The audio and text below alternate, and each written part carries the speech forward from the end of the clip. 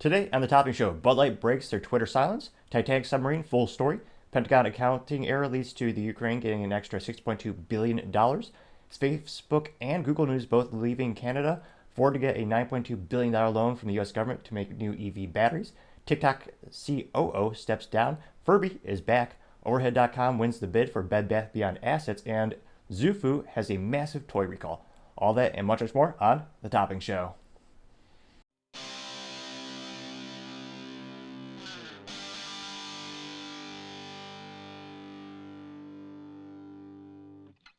Thank you everyone for taking the time to tune in. Today's episode of Topping Show is sponsored by Topping Technologies. Topping Technologies is an IT value-added reseller services company with a special proficiency in IT security.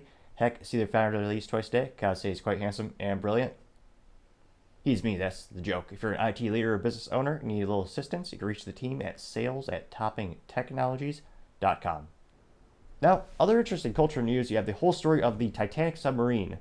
Now, this is a story in which you had a private company by the name of OceanGate, where the CEO Stockton Rush, he made his own submarine using a mixture of off-the-shelf components, as well as working with some engineering resources to put together some interesting design for this submarine. It was an instance where it lost contact about, it is tragic. Unfortunately, we have some of the answers of what happened, but it was an interesting entrepreneurial idea to have a commercial market where you can bring tourists to the actual site of the Titanic, which is once in a lifetime experience.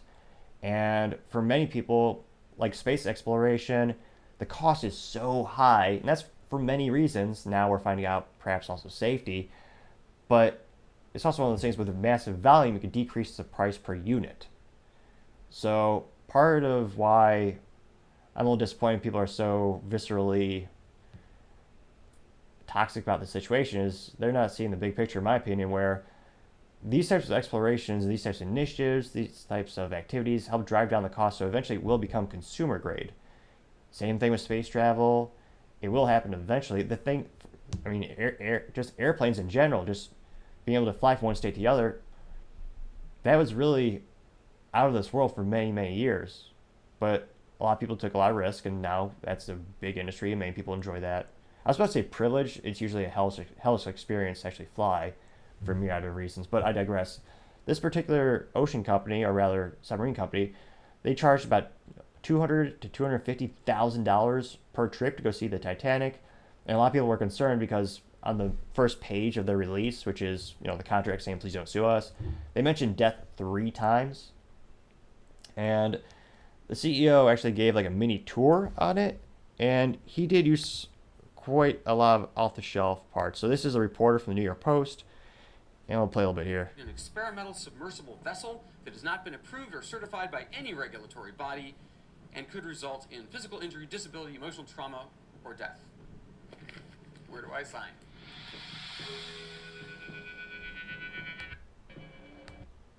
That's it. All right, so this is the founder.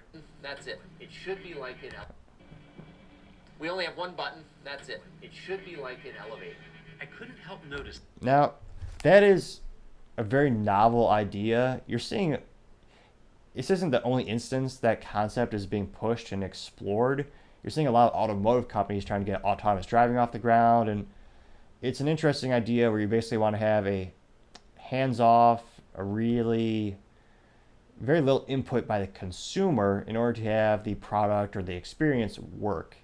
And a lot of people see this as a huge attraction. Personally, I'm kind of the opposite. There's a reason I drive a stick shift vehicle with 3 pedals, as the best vehicles always have. But it was an interesting idea where he wanted to have a kind of and in IT we use this term called turnkey solution, where you just press this one button and the whole thing takes it away. How many pieces of this sub seemed improvised? We can use these off-the-shelf components. I got these from Camper World. Now, I don't think that particular component really matters. It's literally just a light bar that he put on the inside. Although you would always want redundancy. That's something we talk about a lot with IT.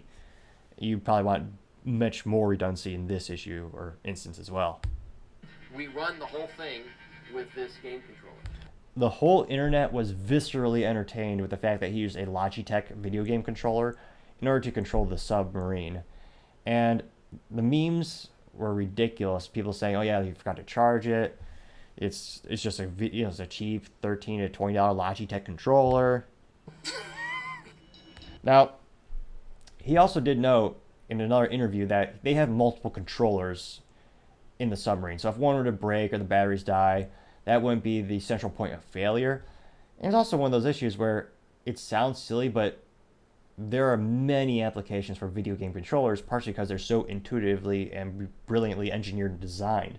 The US Navy, the US government, there are many military applications where they're controlling drones and other submersibles with those controllers. Because guess what? They're very easy to use. And the youngsters joining the military, they got experience. They're using those devices already. So there are many instances where you see those controllers being used. I don't think that was why there's the issue.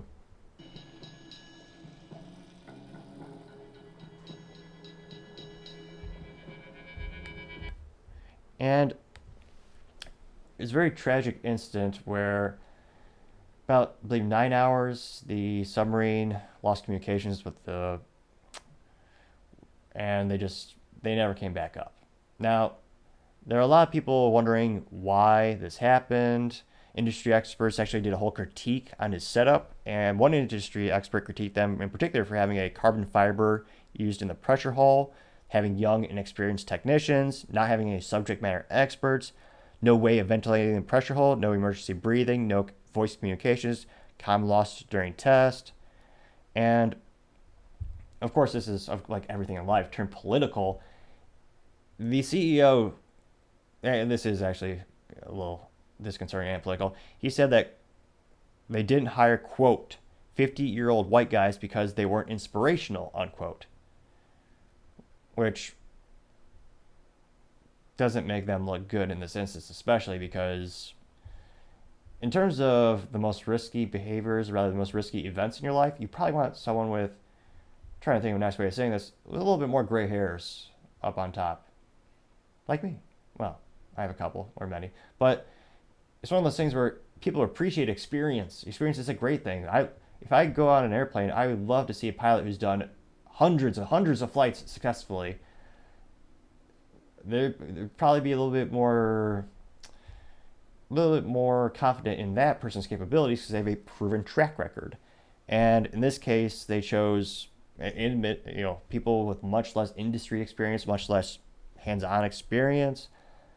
Now, people on the right are there's a lot of memes around this, which also is a kind of a little bit of a damper on my faith in humanity. Half the memes from the right perspective are saying, oh yeah, go woke, go dead, or something pejorative in that regard. And people on the left, even perhaps more disconcerting, are cheering his death. One, because many of the men on the board were successful, as in they were billionaires. And two, apparently the CEO made donations to Republicans, so of course he has to be evil, because only that political party evil. It's not both; they're all sides. But it's been quite disconcerting to see I don't know if it's ironic, hypocritical, or entertaining, perhaps all three. But the people who are communists and say, "Oh yeah, we don't hate people. We just think everyone should have the money. We don't hate the rich though." And then this happens, and they're all cheering on death. I can't think of anything more repugnant or disgusting than that. To actually cheer that people died because they had a successful career track. They made risk and investments because they gambled on themselves. They're entrepreneurs. To actually have joy in that's disgusting. Now, in terms of the breakdown of what happened, with the data we currently have, the U.S. Coast Guard has recovered some of the parts, and the parts appear to be structural. And with the current data we have now, it appears that the submarine had a catastrophic failure in which it just immediately crumpled inside. Now, it's horrifying and quite sad for the families as well as the men inside. The silver lining, as cruel as it sounds, is that it was, on all accounts, all analysis, quite immediate. So they didn't feel any pain, hopefully. And the alternative, when you think of submersibles, the main issues are usually catastrophic failure because implosion, or they run out of oxygen. And running out of oxygen is also extra concerning because that's going to it takes time and it's a long, painful experience. So there's some solace that they did not suffer according to the data we have now.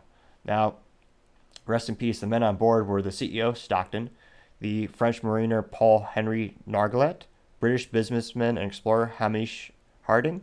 You have Pakistani businessman Shahdasu Dawood, as well as his son Solomon Dawood, and apparently his son was only 15 years old.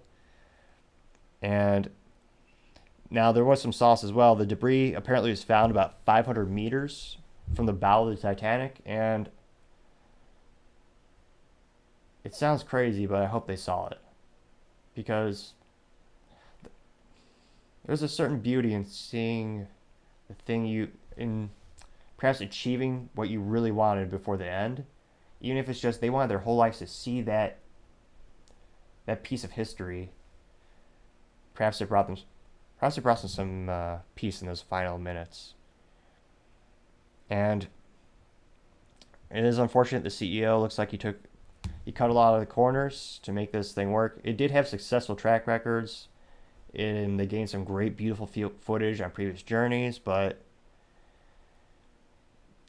time shall tell to see if there's some lessons learned, and hopefully this doesn't happen again. Thank you everyone for taking the time to tune in today. Cannot thank you enough. I really appreciate it when you take the time to like, subscribe, and comment. It really helps the channel out, grow, and develop. Really trying to get to a goal of 3,000 subscribers in the next 30 days, so let's see if we can get there together. Also, don't forget to tell your family, tell your friends, tell your coworkers, heck, tell your enemies, tell anyone and everyone to stay safe and fight the good fight.